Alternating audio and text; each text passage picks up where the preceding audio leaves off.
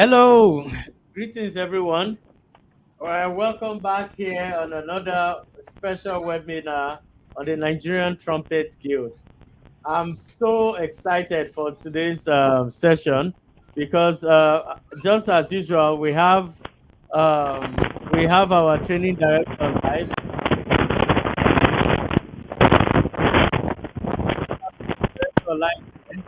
So for the first time, we are going to allow our training director to do his thing and introduce our facilitator.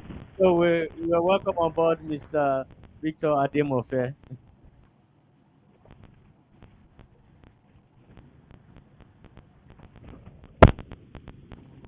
Hello, everybody.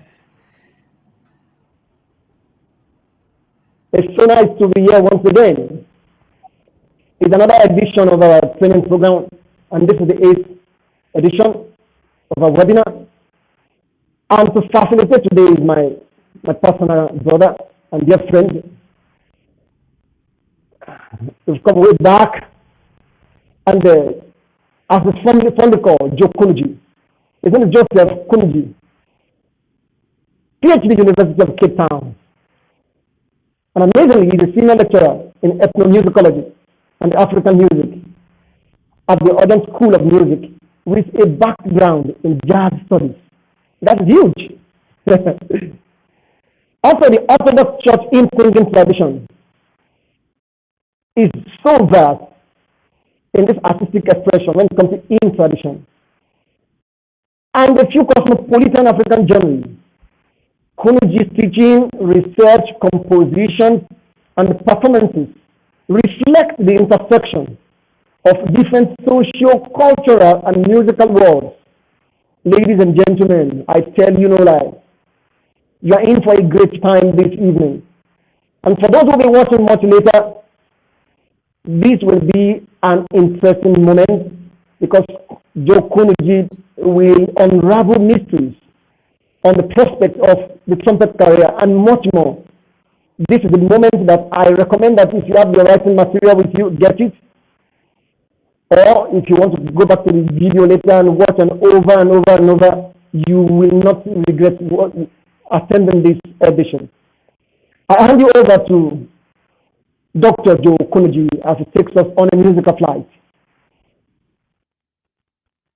Thank you very much for having me.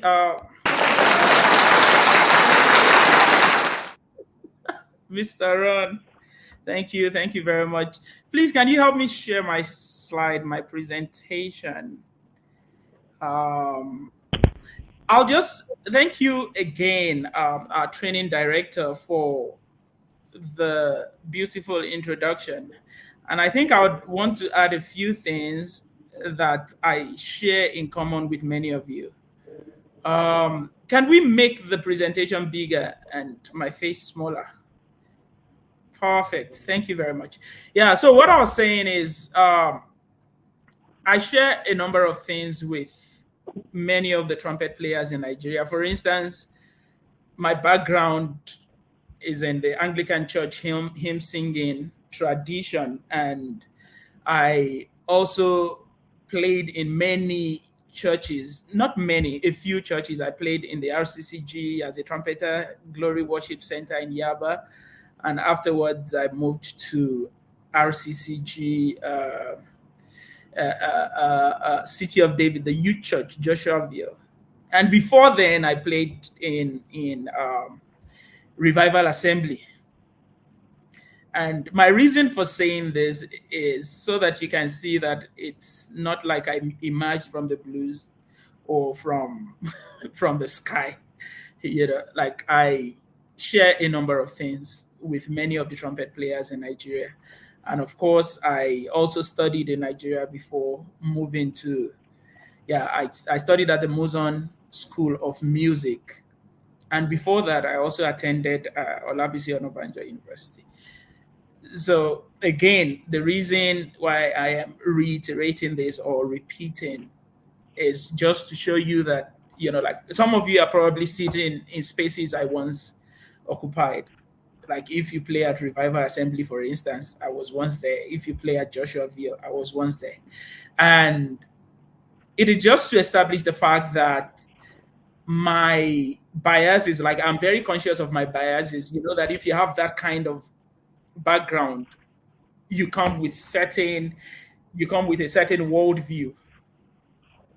So I am very conscious of that, and so I'll be speaking from that, position, that perspective, as a Nigerian, as a trumpet player who has, been through a lot, and someone who has also tried a number of things that didn't work, someone who has also tried a number of things that worked. So I'll move to the next slide now, and like, this is basically just saying what I've been saying, that I have a subjective perspective as an educator. So that means that I might end up recommending that you study a bit, or add to whatever it is that you currently have. So that's my own subjective perspective. And of course, I won't be prescriptive. I won't necessarily say this is the way or this is how to go about it, but I'll just speak generally. First, I'll try to create a background to trumpet playing in this very age, in this dispensation, and then just throw out a few facts, and then we can discuss the presentation. The presentation is going to be quite short. I'm on slide 2 already, and I think there are only about 5 slides. So after the presentation, I would ask, if there are people who would like to ask questions, I'll be happy to answer those. So without further ado, I would like to go into the presentation proper. So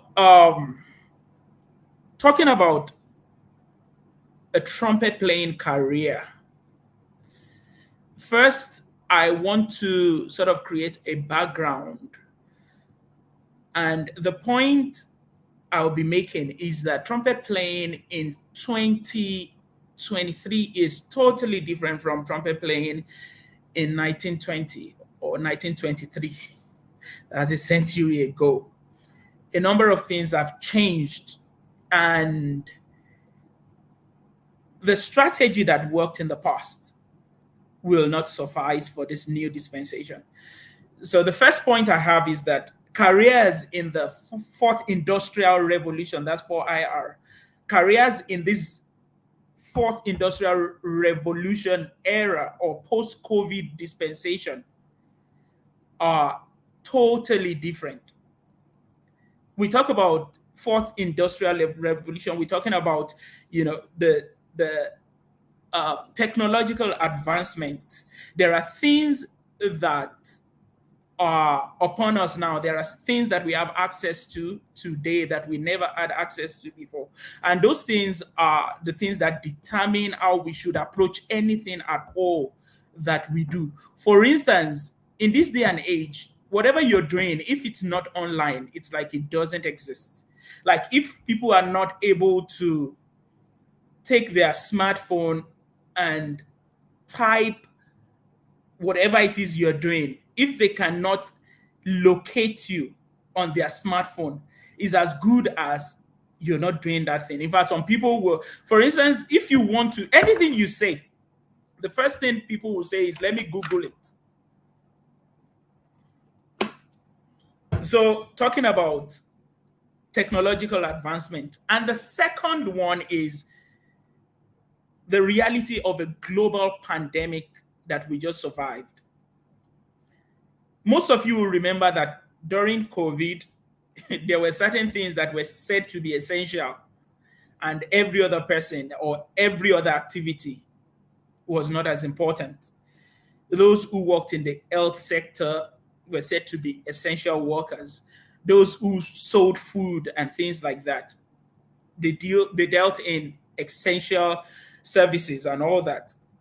Then the bulk of us, like many of us, were told that we are non-essential workers, and even if you had to do anything, you could do it.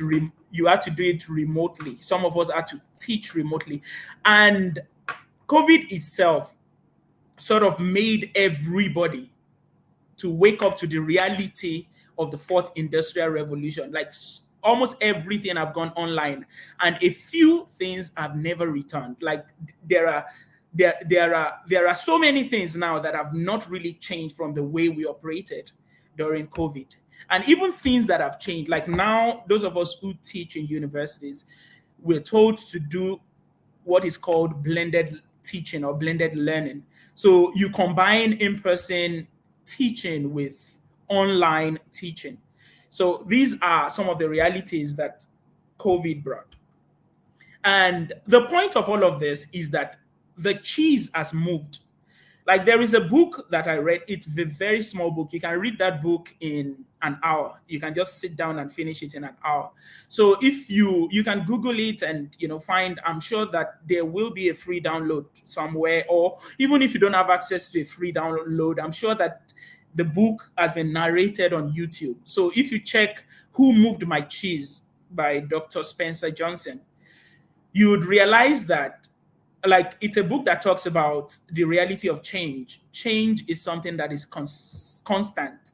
And the strategy that you need for this new dispensation are strategies that are totally different from what made you survive the previous dispensation. There are people who would be like, man, post-COVID, I'm just going to continue what I was doing.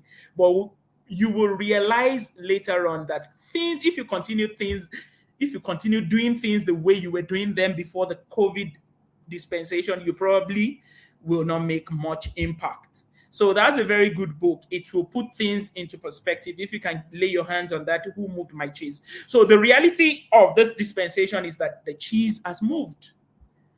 Things have changed, and so we have to evolve with the times. So there has been a shift from the need for specialists to generalists. I'll explain what I mean. Before COVID, or let's say way back in the late 20th century, 1980s and all of that, it was sufficient, or let me say, like, if I want to refer to music now, like many of the people that played in the era of Miles Davis, in the era of the Bath of the Cool, in fact, in the bebop era, the art bop era, the Coltrane's, and the Lee Morgans of this world. For them, it was enough for you to be a good trumpet player. Like, if you can be a good trumpet player, you would survive. You will have more than enough gigs. You'll be fine. So all you needed to do in that dispensation was be a specialist. But today, it's no longer sufficient for you to be a specialist. The world is looking for generalists. And by generalist, I'm not talking about, like being able to do everything, but being able to do quite a number of things. The same person is expected to be a trumpeter. You're expected to have some knowledge of recording. Like, almost everywhere you go, there is a need for you to have like a home studio, because people will ask you to do things and they expect that, oh, sorry, I'm recording an album, please can you help me play the trumpet part? And they won't even bother to say, like, how are you going to record it? Do you have a recording software? Like, that is the currency of today. We are being compelled to be trumpeters plus. It's no longer enough for you to be a trumpeter. In the days of Miles and the days of Lee Morgan and days of Clifford Brown, you can be a trumpeter. But now you have to be a trumpeter. You have to have some knowledge of recording. You have to have some knowledge of, some digital skills in order for you to survive this day and age. And the next point I have on the slide says that technological advancement has presented a somewhat leveled playing ground. That is, today we have social media and other digital tools that are available. And so knowledge is also more accessible. I use the word somewhat. I said technological advancement has presented a somewhat level playing ground. I said somewhat because I realized that it's still not a level playing ground, because it's not everyone who has access to digital skills and internet and all of that. So that's why I said somewhat. But for many of us, it is assumed that you have access to all of these things. So when people talk to you, they assume that, of course, you should know. So that's one good thing. It has its own pros and, of course, its cons. So the good thing is Gone are the days. I remember that the president once said that, when he was learning the trumpet, he would travel from Ibadan to Ilorin to go and borrow somebody's cassette. Maybe only one person around had the recording of Clifford Brown, and then he would travel several hours to go get it. But today, everything is in your hands. Like, this is the world, basically. Like, if you've got a phone, it is the world. You have access to Google, you have access to YouTube, and more recently we have ChatGPT. Like, you can ask almost anything. Even if you don't know anything, you can just go and ask ChatGPT, like artificial intelligence. You can just say that, okay, who was the first person to record a trumpet album? It will bring it. Who are the top, you can tell ChatGPT to tell you the top 100 trumpet players in the world, and so you can go look for their albums, go look for their recordings. So it's a world in which the entire world is basically in your hands. So that is a very good thing, but it could also be a negative thing, because the other side of the coin is that now you are in competition with the rest of the world.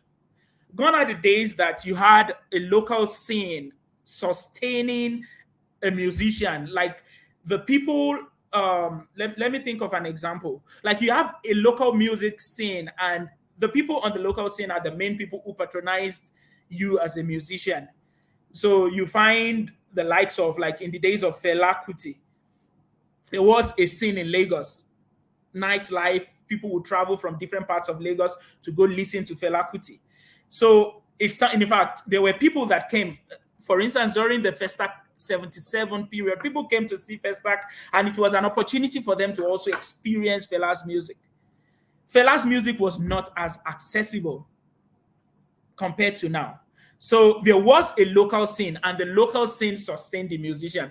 That's why Fela would have a show. You would have a show during the week or something. I can't remember well. Then you have one on the weekend. I think he had on Friday, Saturday, and Sunday or something like that. And people would come, musicians had salaries and all that.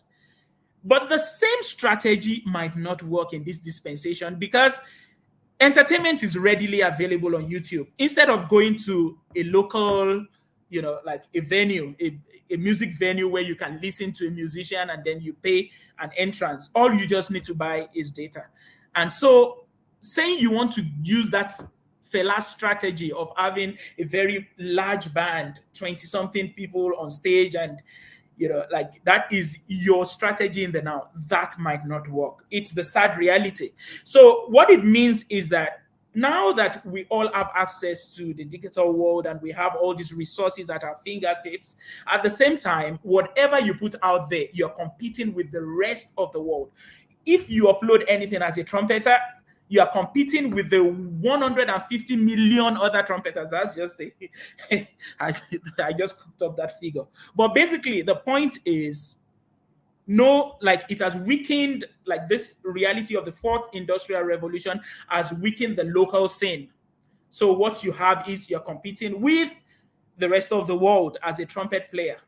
So all of these things are the things that would inform the strategy or approach that we need now. So careers now have more to do with branding. I will say it, over and over again, that today, even though you need skills, you need to be good at what you do. But what will get you out there, or what will sustain your career, is not so much your skills, but how you brand or how you present those skills. In fact, you can see it at the level of government, especially in the first world. You see that governments are very intentional about branding. There is something called place branding, in which case you hear certain names and certain things come to your mind. If you think Japan, you think of cars, you think of cameras, you hear Germany, you think of cars, you think of all kinds of things that come out of Germany. You think of the US, there are certain things that come to your mind, the arts, movies, like a number of things. Even US also has its own brands and models of cars. So basically, government, at least I know of the US government, and so many, even the South African governments actually invest so much in branding. They pay, like in the case of the US, the government actually sponsors certain Hollywood movies to brand the country. So, and like that is what is called soft power. It is the power of influence. You just realize that you want to go, you just want to go to the US. You may not be able to explain, you may not be able to explain why, but you just have this longing for, oh man, I want to go to Cape Town, just because of the things you've been fed. And that is purely the strategy of today. It's about soft power. It's about, like soft power is the ability to influence. So all of these things are the things that should determine our approach in this dispensation to whatever chosen career or whatever career we have chosen. Talking about branding, how do you present what you want to present? So these are the realities that the fourth industrial revolution has brought upon us. And if we do not change our game, if we do not step up our game, if we don't do things differently, we are going to be left behind.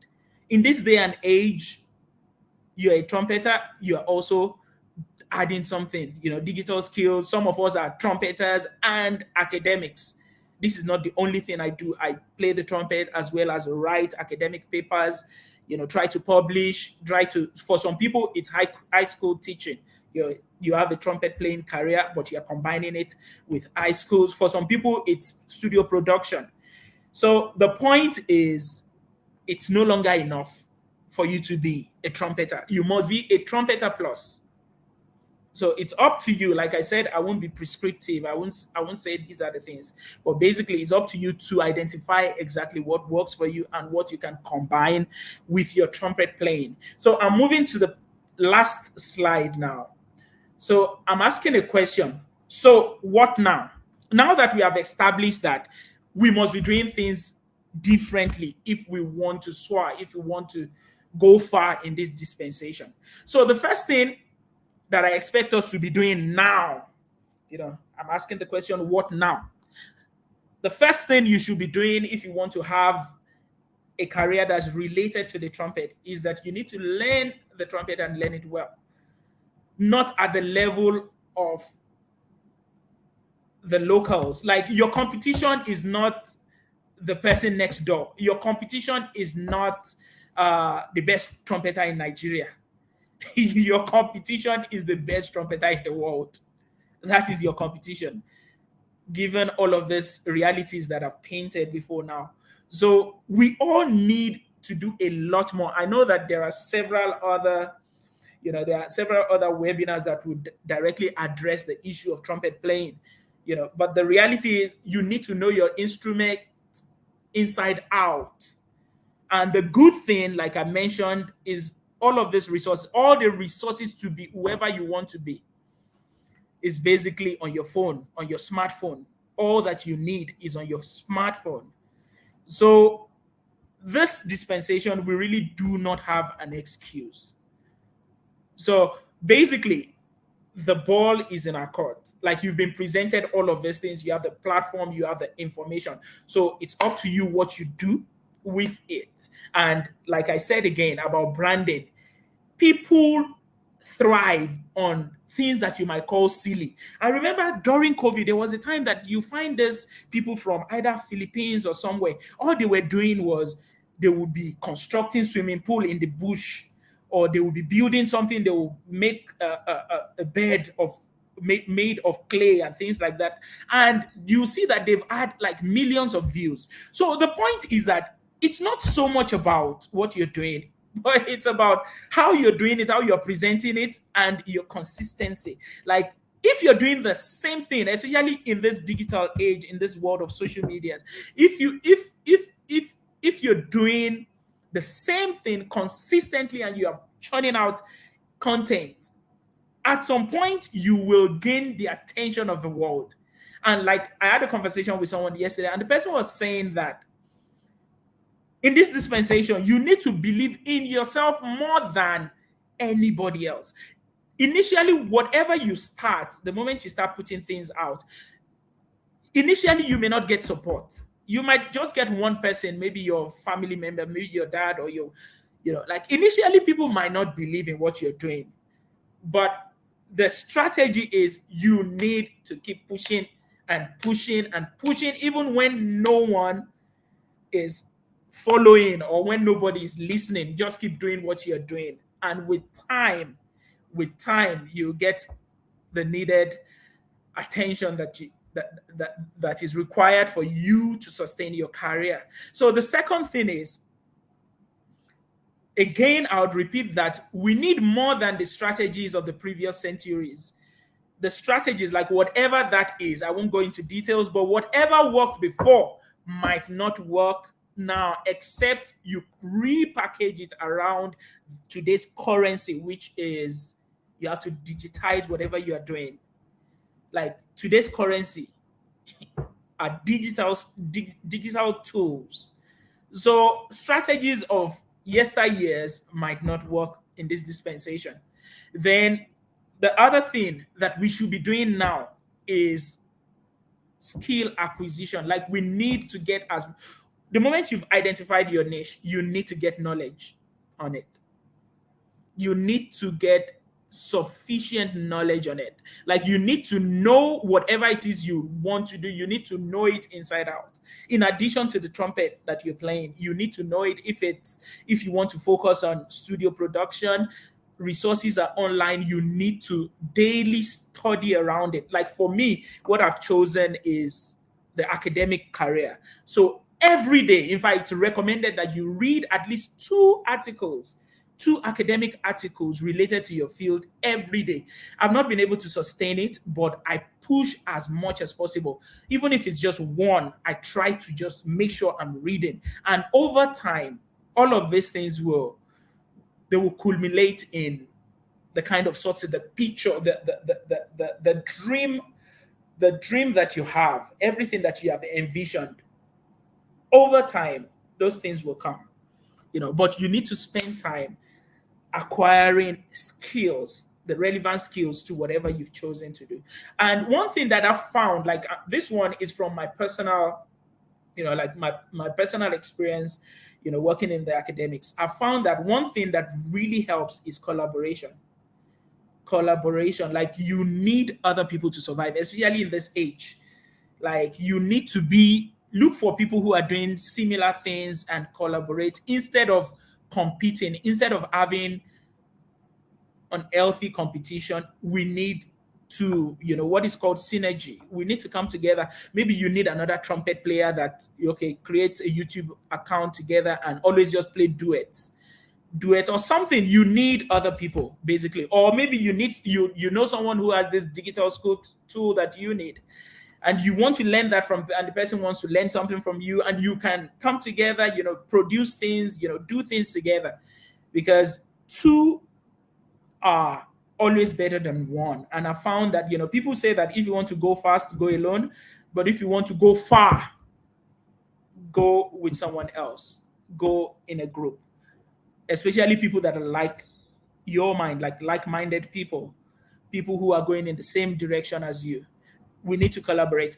And the final note, which for me is very huge, very big, and is something that has really helped me in my career, is looking into your cultural heritage. And I made a note here. I said, your heritage is about the only thing that you do not share with too many people. And what do I mean by this? Like I said earlier on, you are in competition with the rest of the world. You are in competition with the rest of the world. You are in competition with other trumpeters from all over the world. But one thing you have that most of them do not have is your cultural heritage. If you know this trumpet player, his name is Ibrahim Malouf. He plays the trumpet as if is reciting like this Arabic, like Quranic recitation. His style of playing is like, you hear it and you hear makamat. Makamat is the vocal style of Arabs. So you hear that Arabic style. And so far, his trumpet playing has just been quite different. And because of that, like, the world is looking for things that are exotic, things that are a bit different from what we know. And because of this guy is well traveled, is all over the world. They're looking for him in the major festivals, in the major, like anything trumpet, you see him there, because he has identified a niche and he has seen that what I have that other people don't have. If that guy chose to play jazz like bebop, he probably would be lost in the pool of jazz players or bebop players all over the world. All of these things, jazz, bebop, they are good for you to hone your craft, for you to be good, for you to be dexterous, for you to be able to play your instrument well. But sometimes all you just need them for is for you to be good enough to explore what is inside of you, which is your cultural heritage. I'll give an example later on this week. Yeah, this is the week of the 17th. Yeah, on the 17th, I'll be traveling to present and perform at the South African Strings Convention. I'm not a string player, but I've been specially invited, all expense paid and all that, for the sole reason that I had arranged my indigenous song for a string ensemble. And some people saw that and they said, "We want this." So what's taking me to that conference is not my trumpet playing, but my cultural heritage, which no one else or a few other people which I share with a few other people. And out of the people I share my cultural heritage, many of them are not even into music. So the point of all of this I'm saying is that the thing that will stand you out, that will make the world want to listen to you, is the thing that you have, your culture, which many of them outside of Nigeria or wherever you are do not have. Like, I hear people like I hear people like Shola Alison. Shola Alison, her vocal style is just so unique. I hear many people, with their backgrounds in Celestial Church, and all I can just see is that these people have got like a massive, unique selling point that can stand them out globally. All you just need to do is to like develop that thing. That's your cultural heritage, that thing that you have that only a few other people have. That for me is what will stand you out globally. It's the thing. I'll give another example, then I'll end the presentation there and welcome questions. I Some of you know that I studied at the University of Cape Town, and we had off regularly, like once in a year or so, we had visiting professors from the US. And there was a particular occasion that we had this professor from Georgia State University in Atlanta. And after my trumpet lesson, my one-on-one lesson with him, we just got talking about music generally, and I told him about my project, working on my indigenous sound, Badagry Ogun music. And for the next, like, this man had been the one teaching me. But the moment I started talking about what I was working on, which was my cultural heritage, for the next, I can't remember how long, maybe like 30 minutes, he was asking questions. So the table turned around. I became the professor, quote and unquote. I wasn't the professor, but basically, I was educating him. I was educating a professor on my indigenous practice. So one of the few things that will give you that kind of privilege, or that will place you in that kind of pedestal where you educate people that are learned, is your cultural heritage, what you have that other people do not have. So if your background is in celestial kind of singing, or your background is in some Ijebu or Egba singing style, or Awori, or Elisha, something that's unique, Elijah. Those are the kind of things that you should be checking out as a trumpet player. Like, after learning, your skill, your arpeggios, okay, you can play your skills in patterns, you can play over the chord changes, you can do all of these beautiful things. One thing you should never neglect is that thing that you have that many other people do not have.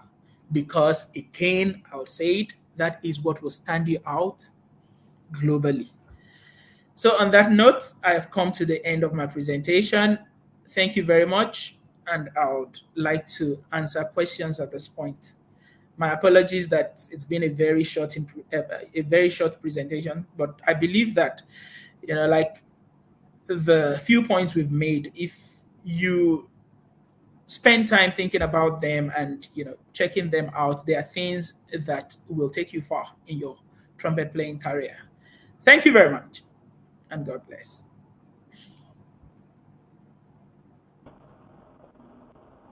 Thank you so much. Thank you so much, dear doctor. You have given us insight into the future of trumpet playing. Actually, I call it the future because many of the things that maybe some of our guys and many of the people who are watching today have been trapped doing the sound of the past, which is not bad. It's the foundation for learning. But then with what you have said, basically, being a trumpet player is even becoming more very out of fashion in Nigeria. Because in the 90s, every song has ons in it. So when you play with bands, you can still secure jobs to play with bands, to travel with mandators. There's a Lagbaja, there's a Semikuti, there's a Sonny Meji, there's a... I mean, too many of these guys have on. But in the music of the now, if you are not an artist yourself, you're likely not to get a job, except you want to go the church way. And you know what that means. If you don't find a pastor who truly loves you, or if you don't understand how to play the church politicking, you may end up regretting choosing music as a career. What you have shared tonight is quite, it's an eye-opener, also for me. And the last point you made, which is the question of where are you from? And which is the question of heritage. Where did you come from? Which is your selling point actually in the world. There are many millions of, there are thousands of trumpet players in the world, almost sounding the same way. And you wonder, how do you want to beat these guys? How many years rehearsal will I do to climb this mountain, to ever be this dexterous? And many of us are working tirelessly to be like that, which is not bad, but then it is an added advantage when you can pull that heritage thing out. Yeah. And gives you an identity which will set you apart in the world of trumpet playing. I'm sure that many people would have listened to a man called Ibrahim Malouf. Ibrahim Malouf lives in France, and he has a Lebanese, heritage like that. So in the world of trumpet playing now, Ibrahim Malouf is seen as one of the finest trumpet players now. Yes, he may not be as dexterous like Winston. He may not have all the techniques like Arturo Sandoval. He may not be able to play amazingly like these guys in that style. But what he does is, you can actually feel somebody chanting in the Islamic way. Yeah. They call that melismatic. Like somebody, this melismatic approach. Yeah. Yeah. And that has given him an edge. Let me just add something. Let me add something to what you're saying. You know that I'm actually privy to a lot of things that happened in Fela's band. I won't say why. So someone who played in... We know why. Someone once told me that in Fela's band, you hear people that by your standard, they shouldn't be in the band. True. Fela will say that there is a reason why this person is there. Like one of the tenor players, I don't want to mention names. One of the tenor players, like all of them are almost dead now. So even if you mention name, it doesn't count. You know that I once heard, like, someone told me that the reason why one of the tenor players was in the band was because Fela said when he plays, what he hears is Ibadan. Like What he did you can hear, it's almost like someone is speaking Ibadan. It's almost like say? Oyo, Yeah. like the person playing, like he's playing Hmm. Oyo, and The that's why person is Fela was. actually from that side of Nigeria. Yes. So Yeah. the point is the way that find technique and all of that, we all know, you have to go by certain, like it will even help you to play better if you do some warm-ups and all that. But when it comes to studying, immersing yourself in a certain musical, I'll say a certain musical idiom, you need to look inwards. Like I've cited, you hear, like I hear people like Babara. I'm speaking specifically to Nigerians now. Babara. Like I hear some of those things, and I'm like, these people have no clue what they have. Because if you take that Babara singing style or Shola listen singing style, and you bring it into the world of jazz, I tell you, like for me, the formula, the formula, is the same formula that they use to create world music, which of course is a problematic term. Like world music, what do you mean by world music? You group the music of everybody together and you say, but if you think of commerce, like world music was targeted at people in the West. And the formula is they take a presentation method, drums, bass, piano, and then take Mbira, someone like Thomas Mafumo from Zimbabwe. They just put his Mbira, very local Mbira style. Don't touch it, just the way it is. Play it on top of this guitar and this bass, and then it has become soup. It is marketable in the It changes. West. It is market, and you will be surprised that many of the world music musicians, people who played in Walmart festivals and all of those world music platforms, they have a different band for overseas when they are in the West, and a different band for when they are playing locally at home. Because some of the things they presented in the West, if you play it at home, people will say, no, you have spoiled this music. So they know what every market Very right. wants. And the point is that you listen to Salif Keita. Salif Keita is just basically doing grills, like Monday grills. That thing that they are doing is historic. In fact, Salif Keita is a noble. The people that play music in Mandan Kingdom, they were like lower than, like by their surnames, you can know nobles. Nobles are like kings, descendants of Sonjata Keita. So Salif is actually a Keita. He's not supposed to be a musician. I know that many of us don't know that his parents disowned him because he was almost like going lower than, they operate on this caste system where there are kings, nobles, and then there are artisans, musicians rank among those, then you have slaves. So musicians are supposed to be playing for nobles. But you can imagine a Salif Keita, a noble, coming to play music because he understood the game. He understood what the world needed at the time.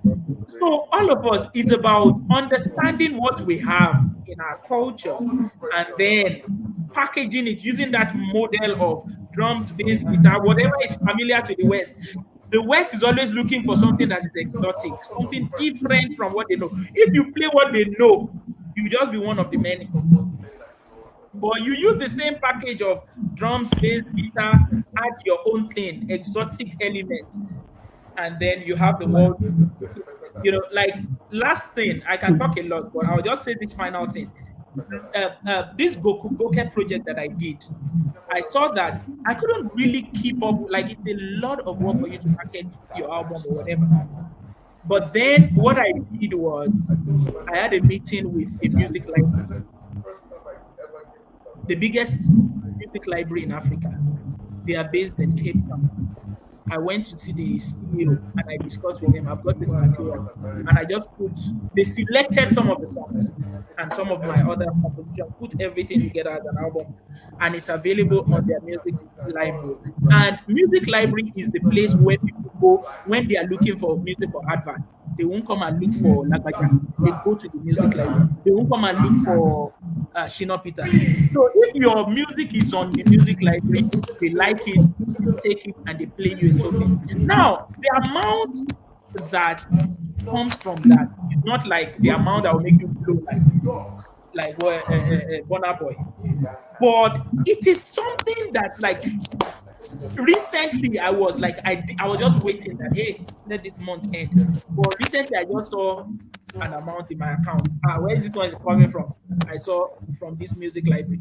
Those are strategies with which people make money and they make a career these days. It's not all about your playing and sweating and just create one sound that people will like and pay for. Because if you put it on streaming platforms, next to nothing comes from streaming. You need the whole world to stream your song for you to make something meaningful from streaming platform. But there are other media, there are other outlets for music these days that can at least bring some, some little money, some 1,000 rand here, 2,000 rand there, and all of that. So, I think a word is enough for the wise, and like we can make whatever we want from this little conversation. I don't know if you have questions. Okay, so can you hear me? Yeah, I can. So, if, Okay. okay, so if you can, what this is All a right. question. Thank you, Mr. Oh, sorry, Dr. Kunnuji. It's It's been all an right. enlightening session on behalf of the Secretariat of the NTG. I've been offline for quite a while, but well, thanks to God, this one worked out well today. So, well, the fella stuff you talked about, there was another man on the tenor sax that sounded as if he's playing Egba or he's speaking Egba on the tenor. He had a conglomerate, let me use that word, of a number of those people like that in the heydays. But well, unfortunately, Nigeria is the way it is. We don't keep track of stuffs and all that. And then I remembered what my own teacher back in the days used to say. He's from Ondo State. I'm talking about Peter King now. Yeah. He said one of the things he couldn't do because age was no longer on his side was all those Elijah music from they call them Elijah Seldo or something, you know, Hmm. all those interesting harmonies that those people have. I believe we all know that the more you go deep into the remote areas of Nigeria, the more the interesting harmonies you will hear. Hmm. Some of us will call them funny harmonies because you just begin to hear some things that the Western harmonies will call discord. But really, really, those people know what they are doing. Yeah, I've been to places where I had harmonies in second, harmonies in fourth, harmonies in sixth, and you're like, hey, hey, hey, hey, are we still in Nigeria or we're somewhere else? Hmm. Especially those remote Igbo land, then all those Elijah, the riverine area, and all that, which one of the guys is trying to look into now. I'm talking about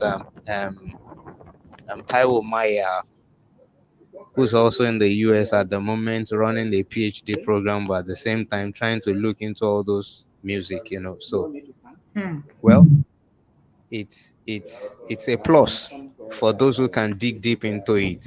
At least from this one, God helping me, I think I will have to speak with my own dad about the music of his own village, or his own hometown, to know a few things about it. I wasn't privy to know much about that. So, and then the music library thing, I think it's something that everybody should get involved in. Those who have works out there, see how they can access the place, see if the materials could take it in, and the benefit that they could get from that, and we believe the best will come out. Thank you so very much. Okay. Thank you very much. Uh, can everybody hear me now? You're sounding a bit distant. It's sounding as if you are in Cape Town and the microphone Can is you in Joburg. Am I louder now? Yeah, better. Okay. So, I just want to quickly jump in. Please, if you are watching because I see 50 people on YouTube already now. Please don't forget to click the like and subscribe if you haven't subscribed, because it's difficult sending out notification to all of you. We have a program running. Or if you subscribe and click the notification button, it makes it a lot easier for us to communicate effectively on these platforms. Um, Now, I'm sure he has announced this is the question and answer session, the interactive session. So it's not only Mr. Prestige that will be asking questions. If you are here, you have anything that is burning in your mind, you need to make money as a trumpeter, here's the opportunity. Very, very important that you ask this question now. So let me kick off by Double Joy Sachs is asking this question. Does music library work here in Nigeria? How do I get it? Okay, it says how can we get more information about it? So Yeah, like I was saying, that now you are in competition with the rest of the world. So it's not about whether you're in Nigeria or you are anywhere you are, you have access. You can just do a search on music library, like music libraries where they, like the one I was talking about is called Mama Dance Music. But of course, there is no, that's not the only music library that you have. There are so many other music libraries. And you can imagine, for instance, another thing is if what will make your work really stand out is if, for instance, there are 10 Nigerian musicians and they are sounding the same way, like all of your work will be grouped as the same, like it will be grouped under the same category. But you stand a better chance if you approach a library that does not have so much of like Nigerian music. So it's not about one place. And these are some of the things, like you also need, like it's hard work, you need to do your research, you need to find out how do music libraries work. And again, music library is, they're everywhere. Mama Dance is just one. And like you need to look for one that works for you. You need to even research the actual music library. What kind of music do they deal with? What kind of sound will sell with these people? What kind of, because it's not automatic that if you send them, like it's not automatic that if you send them your album they'll take it. There are music libraries that are like, they are specific about, okay, these are the kind of things we are looking for. And if, for instance, you send your music to people that are looking for more contemporary sound and your music is more indigenous, they may not accept it. And if you send your music to people that are looking like at indigenous stuff, and then your music is more like beat music, so you need, like, everything boils down to you at work. You need to find out, like find out, and see what works. But generally, music library is, like it's a global thing. Just research it. So I don't know if that answers your question. okay, yeah. So Okay, Dr. Kunnuji, yeah, go ahead, please, Mr. Demofe. yes, I want to ask you, can you can you suggest what young trumpet players can do? apart from just laboring to become, I mean, so exceptional on the trumpet and investing 10 hours every day and then looking at it in another 10 years, 20 years of such investment. And you cannot lay hold of, oh, so what has this investment given to me apart from playing trumpet alone? And because we have already said, and it's observable, the times are changing. We are in a new dispensation where just to be a trumpet player may not suffice. You may not survive on that alone. So what other things do you think trumpet players can do apart from, I mean, teaching? What are the prospects? What can we use trumpet to achieve apart from playing? Actually, like there are loads of things that we can do with that we can combine with trumpet playing. In the first place, if you're a young trumpet player, this day and age, the first thing you want to do is you need to study. Like if you are a young trumpet player, you need to study, and that could mean so many things. Like you need to, for some of you, it will be necessary to go to school. Like look for a program.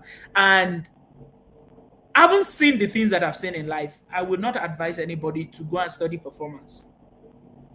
It is very narrow. Because the truth is, for you to be a good performer, you don't even need to go to school. So going to school for me is about broadening your horizon. That okay, now I want to play the Yeah. trumpet. I want to play the trumpet, but what can I do alongside? Okay, where do I see myself in the next?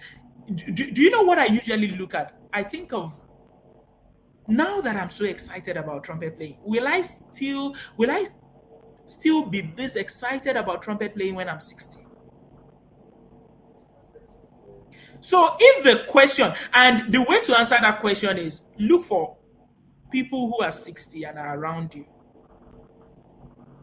So if they are still excited about, we are going to play jazz overnight, or if they are no longer as excited about it, then that should send you a message that should trigger you to go and look for something that you will add. It's always a beautiful I also enjoyed like playing on stage, moving around. But I tell you, when you are a bit older and you have responsibilities, trumpet becomes sweeter when you can pay your bills. Is when you've paid your bills that you Mm. can enjoy, you really enjoy. But if the bills are not paid, you won't even have time to practice. So the question is, what do I want to do? Is it studio production? Is it, in fact, I'm seeing that there will be a new demand for maybe people who can write programs, musical programs, like programming, all of those things, like being able to write, like develop an app. For instance, I have for my kids, one of my daughter is learning to play the piano, and we bought a book that came with an app. And if she's playing a piece, I will switch on the number. For instance, maybe she's playing number 21. I will switch on the number here and I'll play this. Then she will play along to the 3, 4, and she will play the piano, with this. And I see a future. I see a future where it will be required for us to have app for kids to learn to play the trumpet. For me, the future is digitization, like doing everything you can to be. It's even easier if you have digital skills. It's easier for you to even make your trumpet to be heard. Do you know that all these things that work on algorithm, all this YouTube, all this? Do you know that there are certain plugins that you can buy, you can put on your channel, and I'm aware. Please translate for me. It will bring the crowd you need. will bring you traffic. It will To your bring the channel. traffic. Traffic to your Like, channel. forget most of these things. Like, of course, there are certain people that it's organic for them. People will like if you get famous to a certain level, you say something and people will listen to you. But don't be deceived by all these XYZ million views. Some people, it's just plugins. Like, people will come and view your channel because it will always be on their phone. It will come up first. And some of these things are plugins. So basically, you need tools. You need to get skills. You need to get certain. I'm only focusing on digital, but there are other skills. Like, some of us are thinking, I don't just want to say everything, that I'm envisioning. But some of you might need to even get management skills. Like, go study project management. Do you know that as an academic, if I have management skills, like I study project management, if the position opens to for the head of a music school in the US, I will stand, I will rank, like my CV will look, my CV will rank a lot better than someone who can play trumpet 1 million times but has no managerial skills.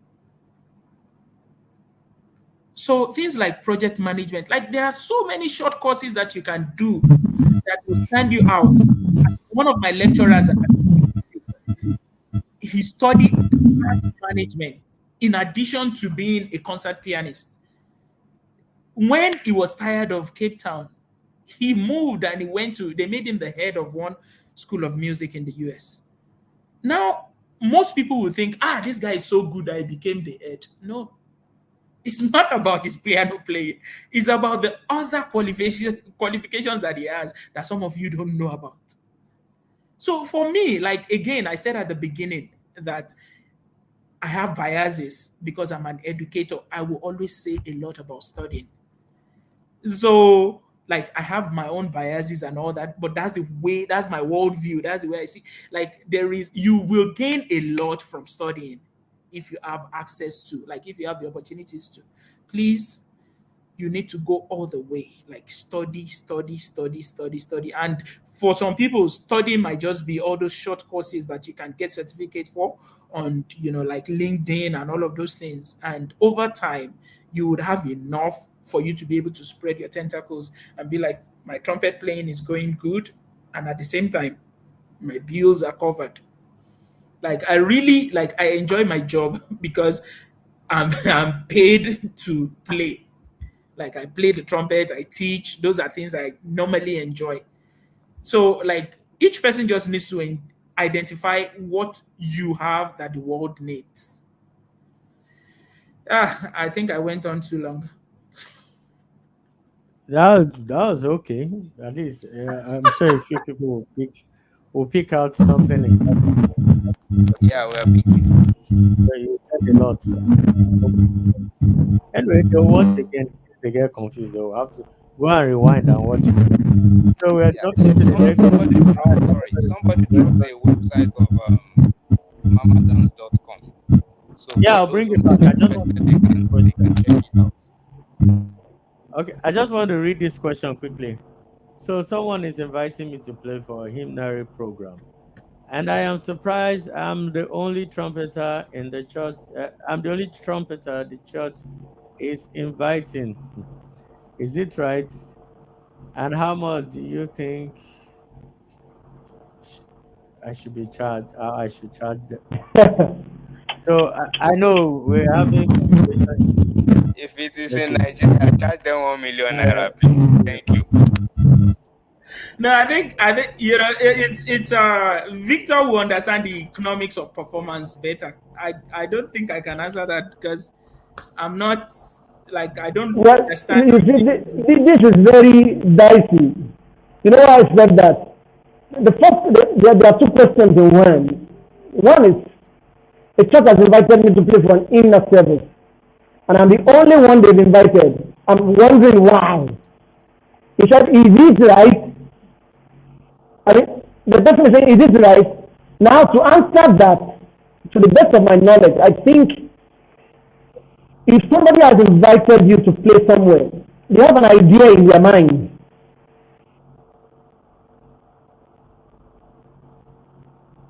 You may think you need a quartet to play inner service, but the church is saying we need one person. We need just a trumpet. You don't know, perhaps maybe they listened to a Joe Kunnuji somewhere several years ago, or they listened to Bioga Adebiyi Batik about 7 years ago, or they met Victor Ademofe many months ago, or they met someone they like, and they have that idea in their head that we want to replicate this now. So they are inviting you because they cannot access Joe Kunnuji any longer. He's now a doctor. They cannot access the other baby Batik because he's now in the US. Victor Ademofe is no longer, he has not been playing since 2023. He's been hiding. Is it just I mean, I just use this example. Now they have contacted you. You should ask them what do they want. Many times this is what musicians should understand. When people get you for a job, it is not, it's a way to sell yourself. And don't forget that selling yourself is not the ultimate. It is what is their goal. What do they want to achieve? Why have they invited you? You should find out. So when you understand why they've invited you, now you can then bring your own thing into that stuff. But then thinking about they invited you is an opportunity to show, no. What is their aim? What is their goal? Why do they need one trumpet? Find out all of this stuff so that you'll be able to be effective. And then to go to the second question, how much should I charge? Now, I will ask you a question in return. How much are you worth?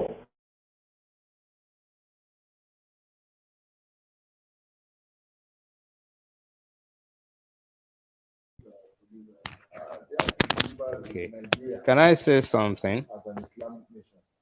Wait, are you sure that was the second question? Yeah, I think Victor has nailed that question. But Yeah, but it's still the Elder question. El Wait, the first Prestige, question. over to you. No, sorry, I'm The still a first youth. question had to do with right? Okay. And the other From one has to do with why is he and the third one to be okay, yeah.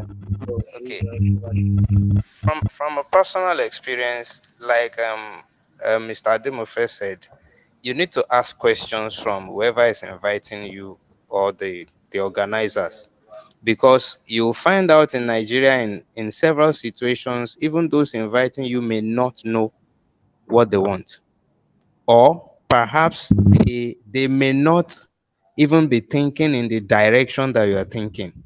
A friend once invited me to a church, and when I was asking what's the program, what is this, what is that, do you have this, do you have that, I just realized that my friend knows next to nothing about what is happening. And they felt all this question because I want to come and play Thanksgiving service. I said, well, to know so that I know what to prepare for. I don't want to discover that I'm being caught unawares in certain things that shouldn't have been in the first place. Eventually I didn't honor the invitation because the answers I was expecting to allow me prepare for what I am to do when I get there, I didn't get from the fellow. So I just had to let that be. So when you ask questions like that from whoever is inviting you, it might help them to go back and make their own research about what they are inviting you for. That's my own take on that. Thank you. my own take on that is why would somebody be inviting somebody with the name like Prestige? I will not even furnish a prestigious player with information. That's error now. Error number one. It's almost as if you are looking for your trumpet. I'm just playing. I'm just playing. So, um, okay, so Mr. Kunuji, sorry, I'm going to put you on the spotlight now. You've explained the economics and the strategies of achieving one's goal as a trumpeter in today's world. You know that the COVID reset everybody into a new we're in a new dispensation, as it were. Now everything has changed now, which is true. It's the same with IT, same with medicine. You can now a doctor can consult you online. A lot of things are online now, just like he said. It's true. Robots can consult now. A Uh-huh. robot. with AI, they'll Yeah, ask you a question. Do you have headache? Yes. Do you have dizziness? Yes. Okay, you're and the having robot will gonorrhea. prescribe for You're you. having kwashiorkor. The robot will tell you exactly what's wrong with you based on the based on the information provided. I remember that a real doctor too consults based on the information that you give to him or Yes. her. So it's the same thing. It's now AI. So I want to put you on the spotlight now. There's this issue about performance. I know it's not a performance of us. We cannot have you here and you'll just be speaking English and not do a trumpet thing.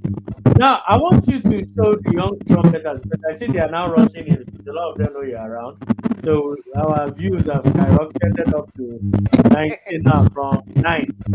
So in order not to fall in their hands or disappoint them, please can you show them what's in your own interpretation and experience what a lively performance looks like and a performance that is not now don't we're not using any benchmark, we're not using genre per se, we're just using the human emotion response. Because sometimes you find people they will tell you they are practicing, they've learned everything 247, they are studying every sport. Okay, time to perform. By the time they finish performing, you feel like, okay, so what is the meaning of this? It's not that they played anything badly or they missed any notes or anything, but it's just the way they played. There's somebody else who has little or no knowledge of music will just come and they'll the same thing, not as technical as the other person, but I don't know how to explain it. Yeah, it brings in more life to the performance. The, Am I inter- making sense, sir? the interpretation of the music part of Yeah, it. the interpretation. So we have trumpeters who know how to respond to the audience. Then we have those who just think they're in the classroom, wherever they are. I'm sure you've met a lot of them. You were in College of Music, so I'm sure you know a lot of people like that who just When, learn for the purpose of a theoretic appeal, sorry, but they don't know how to convey the message to the listeners to make it exciting and all that. So I just like it to you. You don't have to be extensive. Just do a little bit demonstration. I thought this was about career, which was. Oh, is Why that? are we Wait, you talking said about you want trumpet to say playing again about? today? Wait, you still want to say something about careers? Okay, we keep on We finished talking about. Anyway, let me just play something. Actually, I was practicing before So this just show them two different modes, and webinar. so that So I'm I'll sure they. stand a bit because I don't want my trumpet to be too close to you so that it doesn't distract.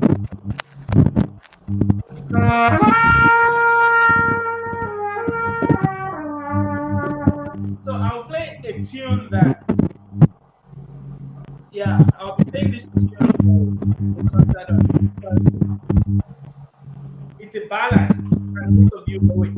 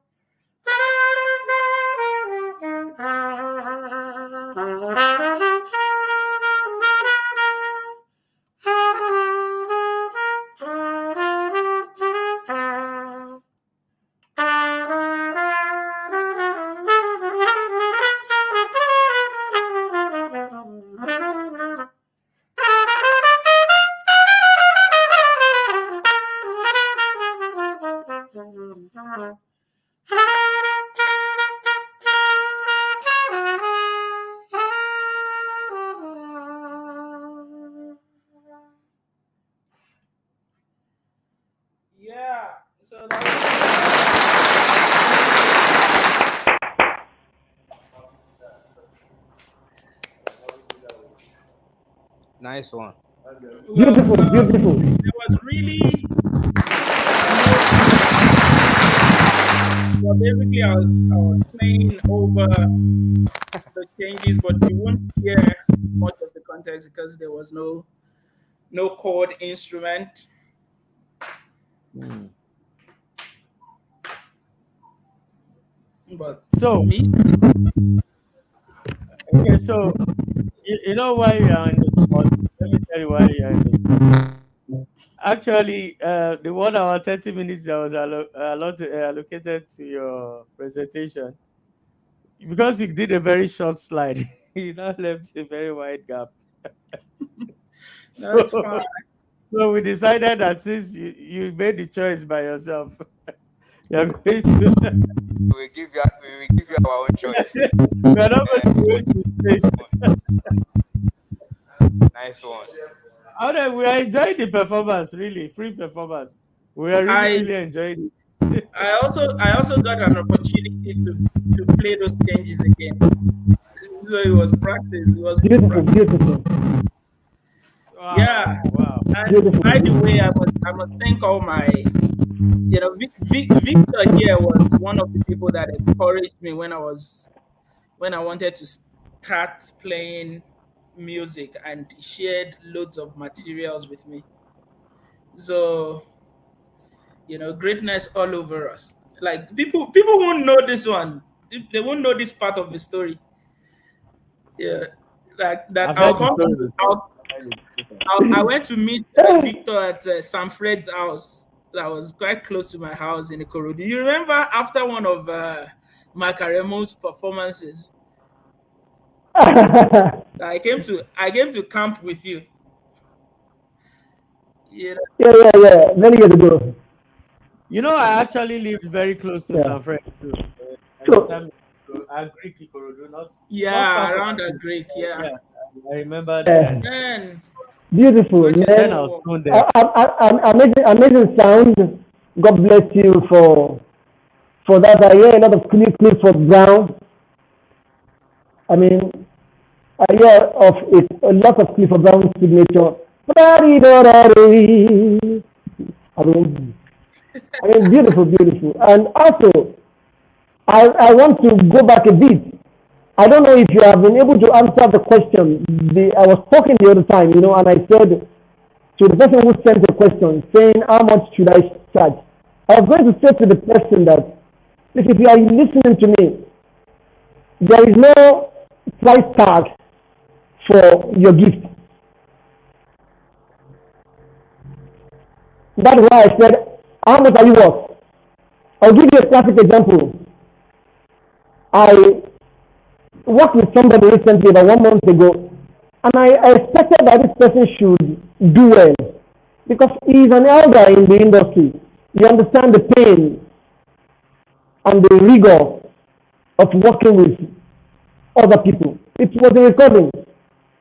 So I searched for somebody, for another trumpet player.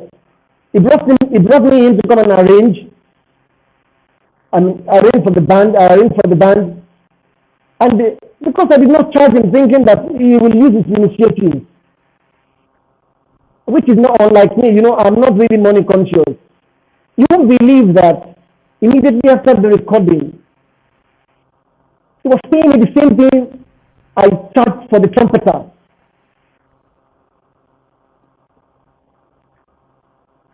Normally, I would have charged some five of that, but because I did not negotiate, so and the work has been done. Said, you see, it's a small job, take it like that. And my Victor, you are my brother. So you see, in this job, because you are paying somebody who you think is better than you, 40K, does not mean you cannot charge 100K. Does not mean you cannot charge 500,000 naira.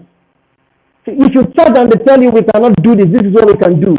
Negotiate with them so that there won't be ambiguity at the end of the day. You are expecting them to use their senses, but they are forgetting their senses at home. They didn't bring it. So, and now you are crying that,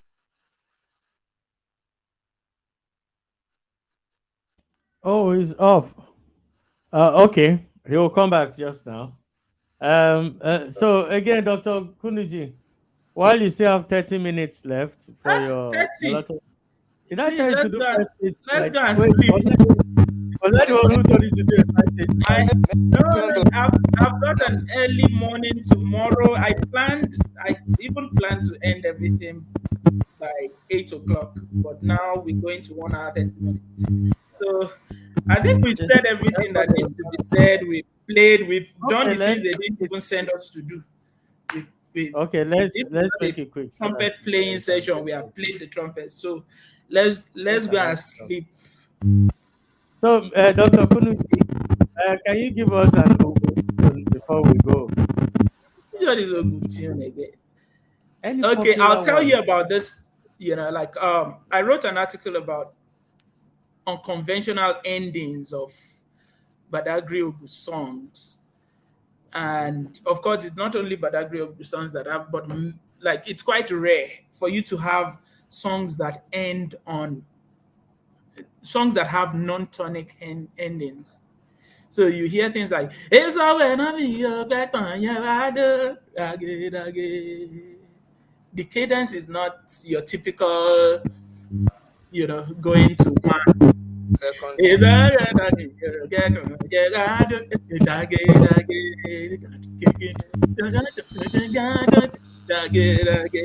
and there are so many songs like that. There's this beautiful song by Sagbohan, the one I arranged for the stringed viola quartet. I'll be speaking about that on Friday. You know, I'm on I'm on da da da da da da da da da da da. That's the cadence. There you go.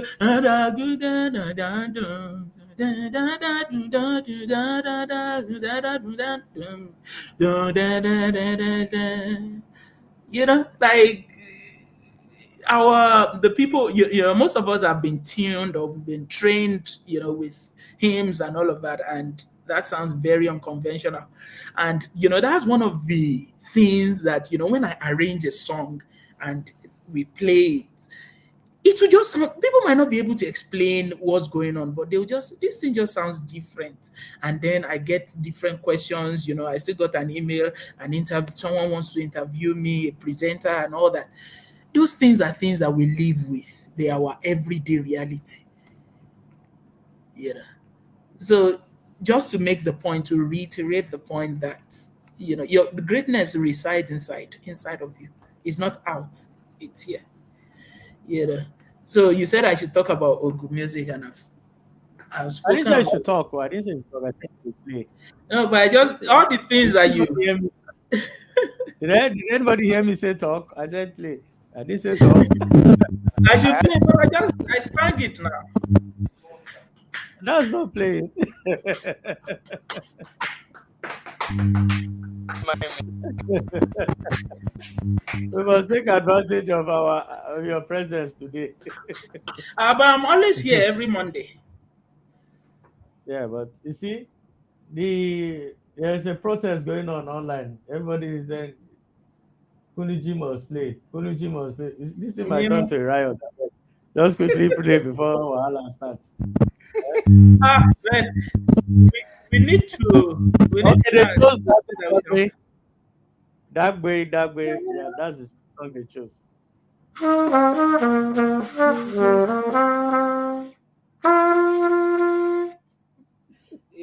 Unconventional ending. That's it. They don't want sleep.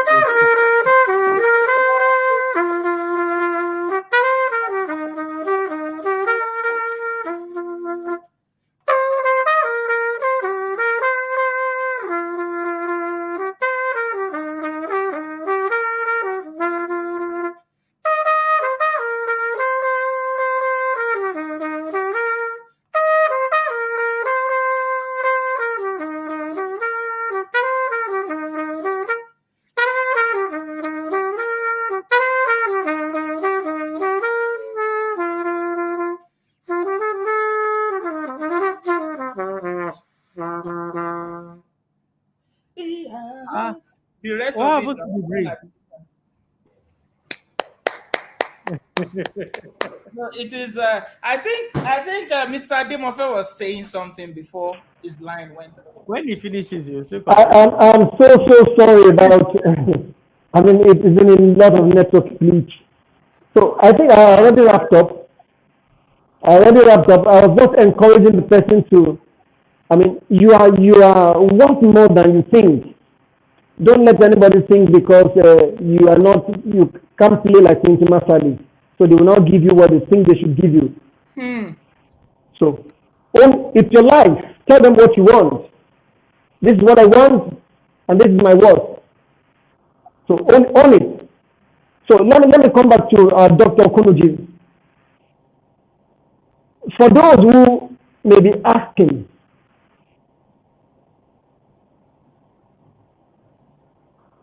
okay, who may be asking, how do I own my own sound? You see, right now, listening to you, you already have your own sound and signature. Really?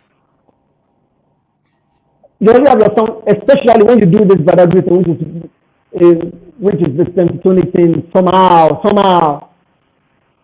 And because of the nature of the sound that you have, quite dark, it reminds me of Winty Masalis, Ah, that's big He comparison. actually he has a heavy horn actually, so that also aided and abetted the sound on that one. Yeah, he knows what I'm talking about. I He know, knows what I'm talking about. And of that's the course, kind of one Winty also uses. of course, yeah. Yeah, that's a head. By So, their sound you shall how know come, them. what can you say to these people who may be thinking, I also want to have my own sound, but then they are still struggling to play the basics. The They are struggling to play the basics, but they want to fly. They want to be band leaders because now there's pressure. yeah, actually, with sound, there are two things. One is the trumpet sound. That trumpet sound, what the most important things I've realized are the things that are boring. The things that you think, how will I be playing long tones? You know, that long tones, I still do it. In fact, if I can share my screen, you see that this thing, like this thing, it's still open like every day. Saron, can you help me? I want to share my screen. I think you can. Share. So should I say share screen, Yeah, share screen. entire screen? Or you choose the tabs. Oh man, the share button is dark. Is not. If you click the share screen, it's going Yeah. to ask you, is it is it Chrome tab, Windows, or entire screen? So you choose what you want to share. Share screen. Uh-huh. Then oh man, it's not. Anyways, let me just say what I want to say. That the Don't need a things. link. No, it's Is it a a link? it's a Oh, book. okay. I Oh, want to okay. share my warm up routine, but it's basically like there is no one method book. There are so many method books, but like the things that help your sound the most are those little, your long tones, then your tonguing exercise, flexibilities, flexes. Those are the things that usually I start with this C. And we are told not to use, like, for this kind of warm up, don't use the tongue. It's the breath response or breath attack.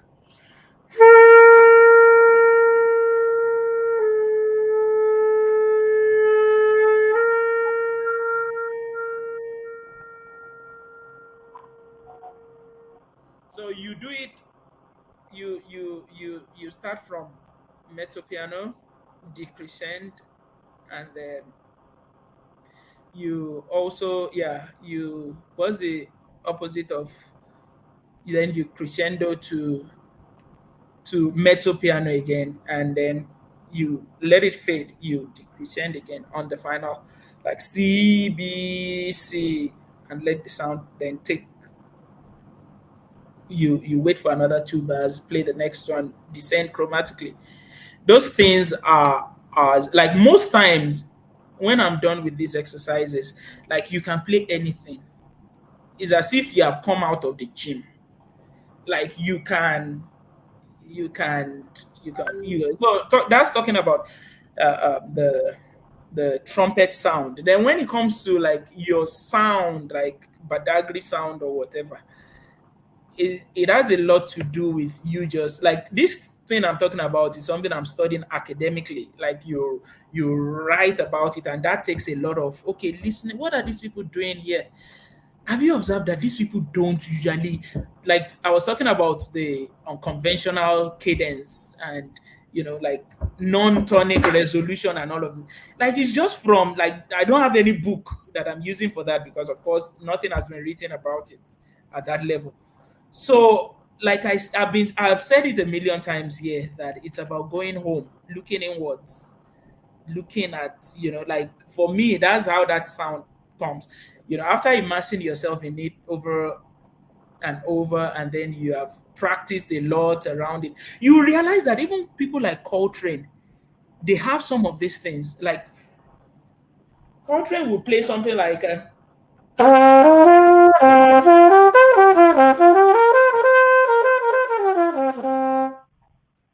me that's like Badagry.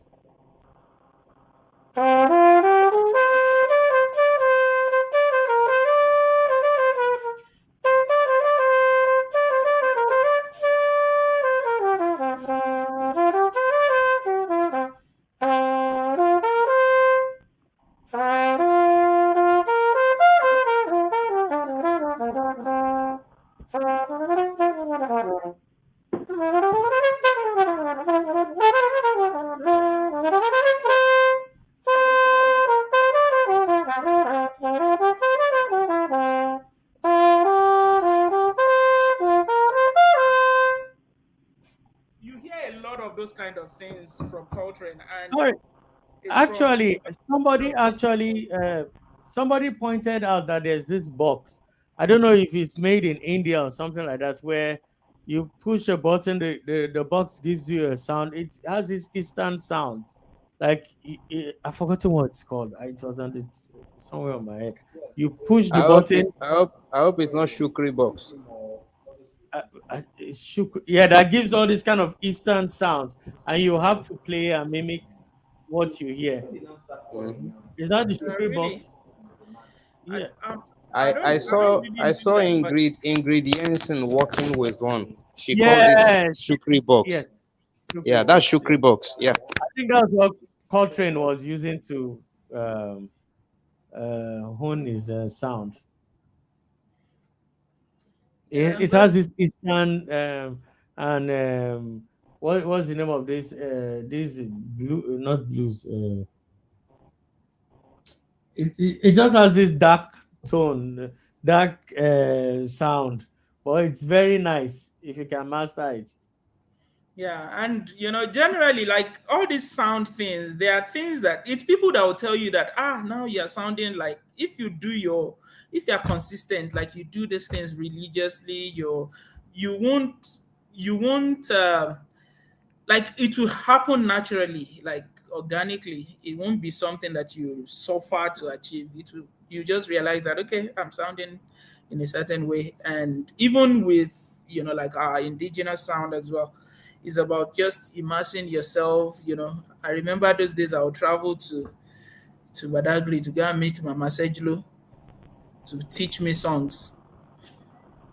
Then all those mama that, and these are people that are not professional musicians. So she's a trader, but whenever there is anything happening in the family, she'll be the one to lead the women to sing. And I have loads of recordings of those kind of people. Yeah, like they sing all these songs that you won't hear on any album.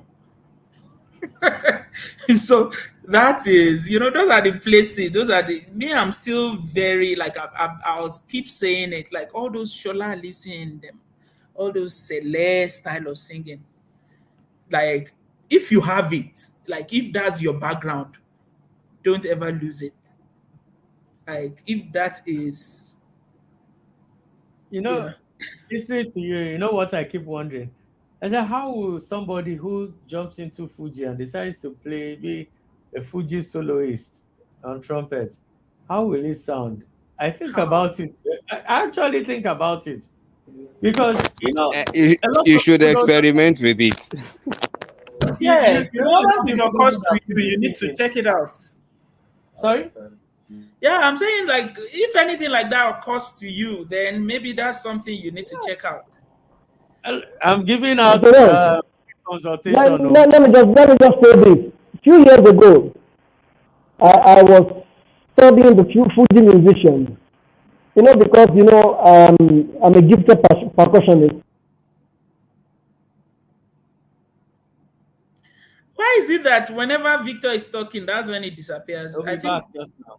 So you know what's funny? A lot of people don't know that Fuji is a very complex musical of genre. course, So of course. if you don't know it, you can't sing it. Like if you In fact, it's don't, not just Fuji. It's almost any musical tradition. Like you listen to them, and some of us that we've studied, will say, "I know they are not doing anything serious." But you try and venture, venture into it. Just try and play it. That's when you realize that. It's like Those things trying are to for score a Louis Armstrong solo. It sounds very easy and simple, but by the time you put the horn to the face and you begin to try to get the exact phrasing and interpretation, that's when you know that Satchmo actually did some nasty works, man. Yeah. And funny thing is, he was not really thinking about, I'm going to, he was just being himself. enjoying He was himself. just being himself. And what you get is, I was just with an a group album. of people 2 weeks ago, and I overheard them talking. So I joined the conversation, and they were talking about this musician, what they call him, Portable, right? So that's Zazu Portable. So apparently there was this tune he was doing an off. What they call it when you are playing acoustic, when you are playing with just the band, not acoustic, but unplugged. He was doing an unplugged and he was singing, and they were like, "Ah, this guy can sing." Oh, I'm like, "What do you think Fuji vocalists are? Do you think they are jokers? You think anybody can sing? Bring anybody from your choir, throw him in a Fuji band, and ask him or her to sing, and see how difficult it is. It's not as Anything. simple as it. Same thing with It's a just like you skill said, that you other need to. traditional music. They are difficult, and these are avenues. Just like Dr. Kunuji says, you can tap into it. Think about your village. We have, in Nigeria, we have demonized village. They will say village people. Can you hear me? Can you hear me? Now we can hear. Can you all But hear me? yes. Hello? Yes, yes. We can hear you. Hello? Hello, hi, we can We hear can you. hear you, Mr. Ron.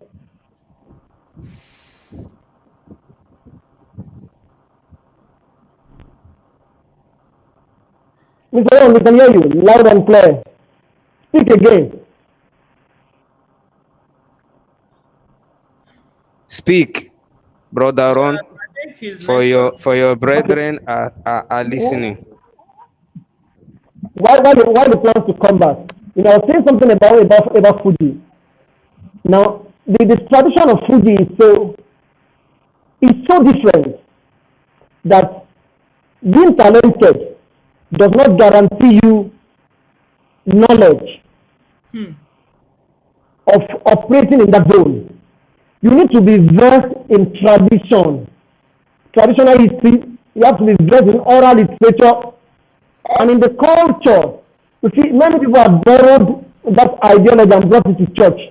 And what they brought to church is the caricature of the Fuji. Hmm. It's a caricature. But the root, we are missing the root. It's so much, there's so much life for anybody who wants to listen. I mean, how do you want to even score them? To score them, you have to be first musical to understand what are they doing, what are their intervals, Some of the things what scale is this thing wrapped it's around. verbal art. Some of them will sound like you won't know whether it's between speech and music. It's almost like they are talking, but they are not talking. It's speech with tones, with like those And things are not things you it is so big, though.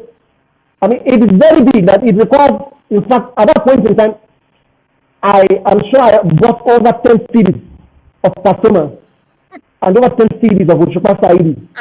And I was found. can. I don't be. I know the thing. Yes, I know the syncopation. I understand what they were doing because I wanted to unravel I wanted to uncode it or decode it. And unknown to them, these guys themselves don't even know what they are doing because it is intuitive for them. Yes. It's a culture that they grew up into. They met that culture and they were exposed to it and they participated such that they have now become masters. But that culture we need to export it. If there's anything Nigerian musician must export to the world, okay, let me use trumpeters. If there's anything we can export to the world, it is Fuji, Juju, there is a Waka, there are Islamic sounds Sawalawa that Beni. people have not even delved into. Yes, I mean there is what again? Folk sounds, very folk. Akpala is there. This Akpala Fuji, they are almost like Islamic twins, using the same scale but different stylistic approach in their delivery. So we have so much that we can do, but then the challenge I think that we have is we've been brainwashed to think that if we do not sound like a Clifford Brown, you are not acceptable. Which is not bad, but then we need to decolonize ourselves. God bless you. Let me say something. I don't entirely blame us. I blame the people in power. The reason is, what does it take to make something attractive? What does it take? Just package it. Just say that from next year we'll be having a competition, music competition. And what we want to focus on is indigenous music. If you can do this, if you can do that. How did Timi Dakulo, how did he become Timi Dakulo? Was it not Project Fame? The kind of talents that will come out of this, like say Lagos State Arts and Arts Festival, and it's annually, and then the focus is indigenous music. You will be amazed what we will have in the next 20 years or even 10 years, the kind of talent that we will have. Imagine from those kind of platforms. So all we need, like our governor, instead of them fighting that one person is not a Lagosian and another person is a Lagosian, the things that we should be focusing on is all this, like arts, cultural diplomacy, things that will make people. Do you know that in countries where people are smart, do you know that there are festivals that people attend from all over the world? Let me use the example of Cape Town Jazz Festival. People attend Cape Town. I'm not talking about musicians coming to play. There are people who plan to attend Cape Town Jazz Festival right from the moment it's announced and they see the lineup. They'll be like, "I'm going to." There's another festival called Joy of Jazz in Joburg. People come from different parts of the world to attend those festivals. If we really want to make our country attractive and like explore the cultural diplomacy resources that we have, I was talking about soft power. If we want to make ourselves attractive, we should invest in things like that. This one that I'm talking about is just the list. Even sports. I wonder why we don't have like competition, Agege versus Shomolu versus Ikorodu. I think football, like the all these problem. Arsenal, all these Tottenham that we spend our waste our resources watching. We should actually be watching our local football, like I think Agege versus the Ikorodu, problem Ikorodu is versus where is Shomolu, the Imo versus this one, and then we should have local orchestras and like bands, and the way we can sustain them, we can get sponsorship from corporate bodies, all these banks that don't, all these corporate companies that make money from Nigeria but they don't pay tax. They or some of them that pay, like you can give them tax holiday just for them to sponsor some of these events, because those corporate bodies, Nigeria has a lot of money, but we don't know how to spend it. Like, go to the grassroots. We're not talking about a national festival. We are saying, in Lagos, all those local governments, all of those places should be, they should be hubs, like cultural hubs, where people, unfortunately, we write about these things and we publish. I published something about this in a book, but nobody gets to read those books.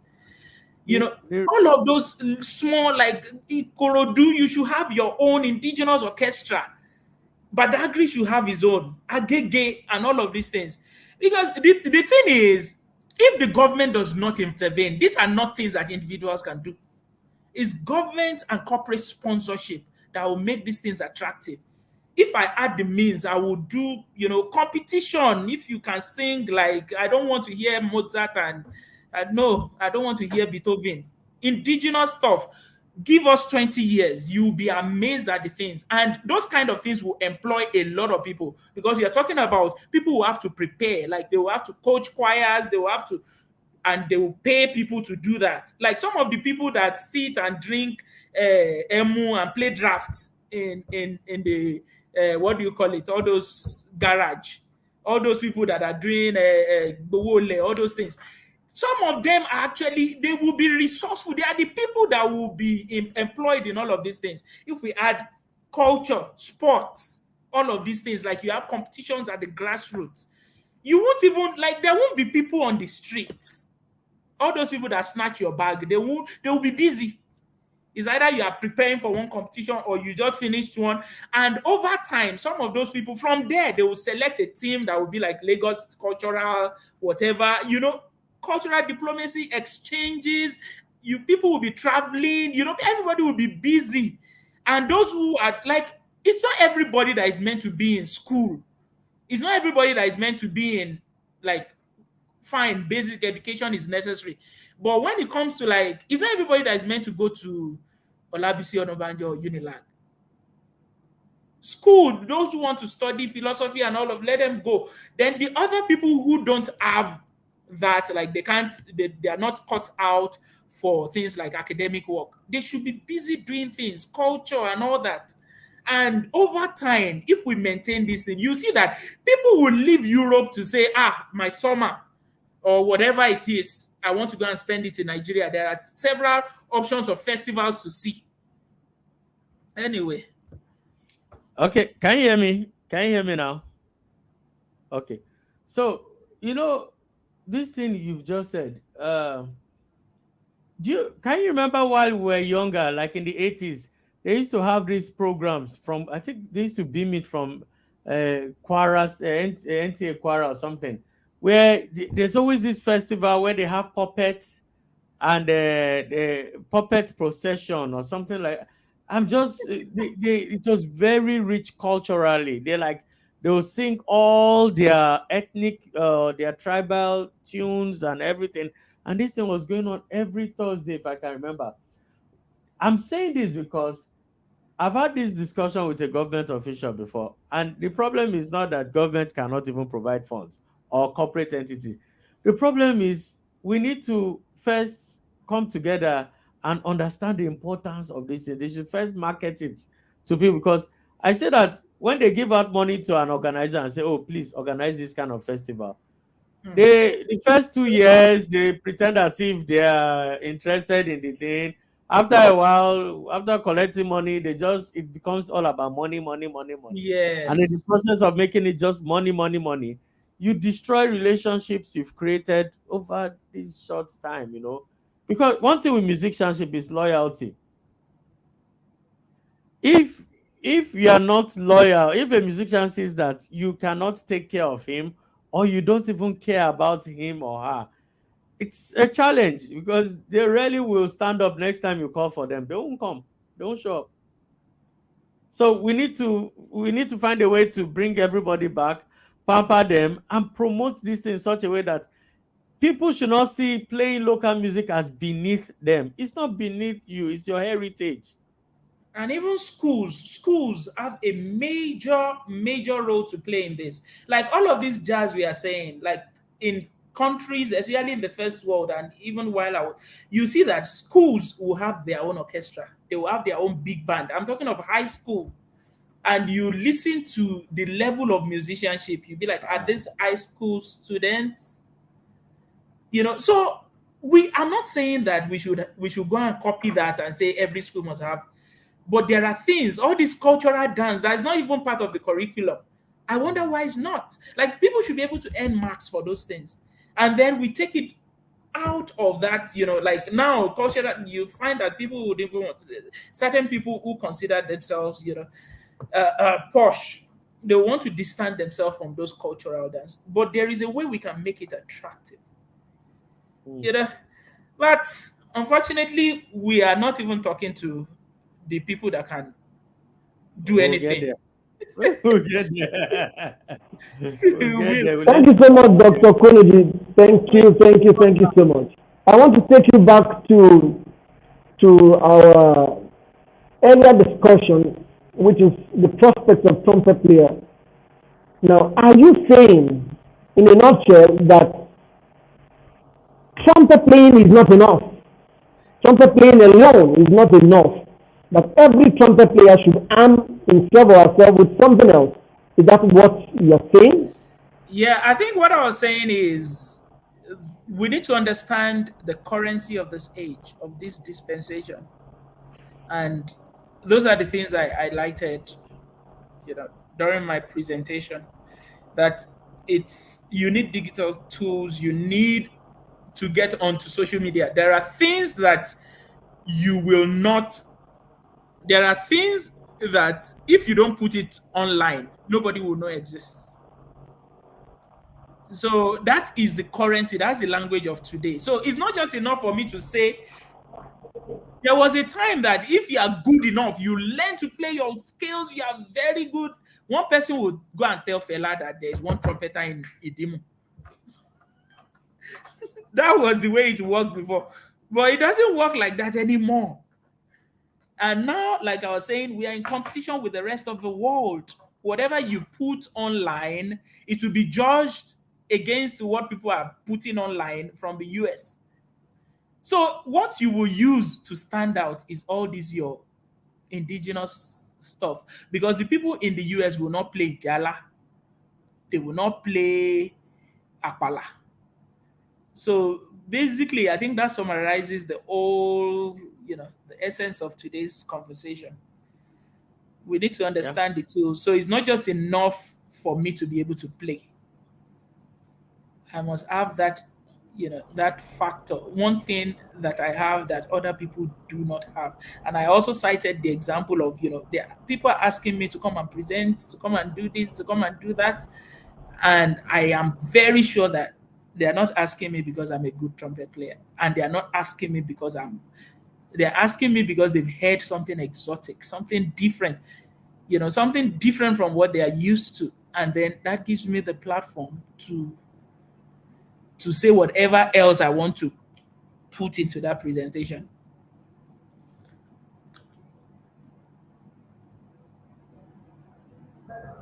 Somebody's talking about TikTok. your suggestion. The person wants it to be on TikTok. Okay, I'll try and see if I can do a clip of the last statement and put it in our YouTube shorts. So hopefully it can be loaded in. I don't know. I'll ask the media team if they have a TikTok. While I appreciate that, I found a bit of that. For the reason is the idea that Dr. Kunnuji has talked about. Nigeria is no longer right for that. We are falling from that ladder. We are falling from that cultural ladder into And you have Westernity. Now you see, box, it will take, it will take orientation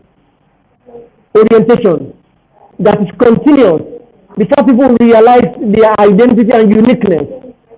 Now you see that people are moving into Afrobeat, quick fix. It's starting to be culturally oriented. It takes a long time to be adept at the cultural understanding. It takes a while, and people no longer want to pay the price. Yes. Yeah, People no longer I, want to pay the price necessary it's really sad. to attain that height.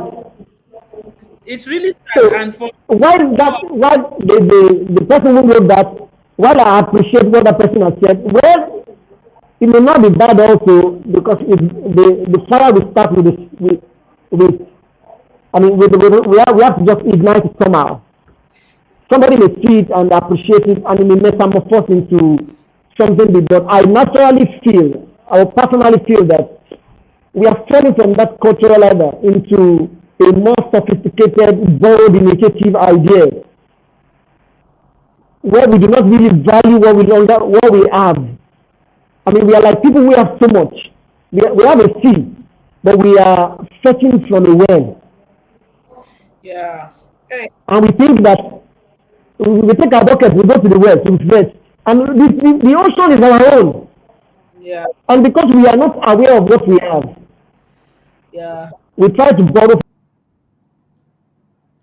ah, It's I I done think think he again. went offline again. I think we need to okay. just Yeah. I wrap up think you here. we've Let me say this before we wrap up, please. There was something I was saying the other time about the sound when Victor was mentioning that Kunnuji sound has become darker and all of those things, and I remembered mentioning that the horn is a heavy whatever, whatever. Now, the concept of sound starts with your practice and all that, yes, and then the instrument can aid your sound. That's number two. But the main thing is what is the concept of the sound that you have in your head? And then, of course, the music that you are gravitating towards also will kind of determine the sound that comes out of your horn. Most lead players tend to sound bright on the horn. Those who do lead playing consistently all the time, they tend to sound bright on the horn. And of course, on the average, they won't get certain kind of horns to apply their trade because they will tell you it's not ideal, you know. And then, of course, classical trumpet players or legit players will also gravitate towards a particular kind of horn. And then, of course, there's a way they will sound when they play.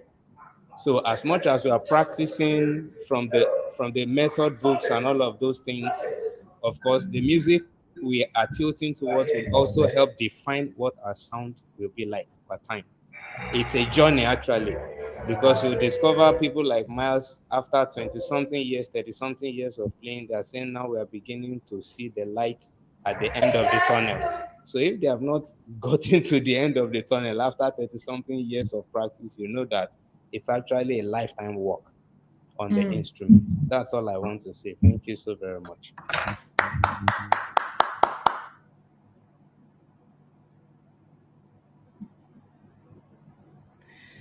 I think our moderator, it's like it's the two of us that will end this session. It was disappeared now. Disappearing act. Okay. Oh. Well, So, NTG, it's been nice having everybody online today, and of course our facilitator for today, Dr. Joseph Olanrewaju Konoji. We say thank you on behalf of the president, the executive board of the Nigerian Trumpet Guild, of which you are one, the entire secretariat, and the membership of the Nigerian Trumpet Guild. We are saying thank you, and thank you for um, obliging us the opportunity to tap into um, the resources that you have in store, you know, and we're really very grateful and appreciative of this. Thank you so very much. And we hope in the near future, when we call upon you, you will answer us again. It's been a pleasure. knowing you one on one personally, and of course, your elder brother is also a trumpet player, and of course, he's like my own elder brother, kind of, you know. It's been good having you guys around. It's been Yeah. good having you guys around. Okay. So, on behalf of the president and then the executive members, the secretariat, and the membership of the Nigerian Trumpet Guild, we are saying thank you to you, Dr. Kunnuji, and of course, we are saying thank you to our host, Mr. Ron Monye, or should we add Dr. Ron Monye? Okay, I remember No, he's a red cap chief now no, is from it his brother, state. So, brother Ron Moye? I chief Dr. Ron Monye. Thank you for being our host on StreamYard. It's been good No having problem. you guys around in the NTG. Honestly, it has made the journey very, very enjoyable, No especially the problem. stress of being a member of the executive and all that. Whenever I go to the executive page and I see some of the things going on, it kind of lightens the day for some of us, you know, because we laugh when we see the banters and the jokes, the seriousness and the plannings and all of those things. God bless you all. And of course, God bless the NTG. Thank you so much. Over to All right. you, I Chief Dr. Ron Moyi. So okay, there's nothing more to add. You've said everything. So I'll just announce if you've got further questions. If you watch this later on while it's not live, please leave your comments in the comment section because Dr. Konuji will take his time to go through and respond appropriately to your various questions. So until we meet again, we've exceeded our time. So I'm just rushing to sign out. So until we meet again this time, the same time, Monday, coming the next Monday, remain blessed and keep practicing. Bye.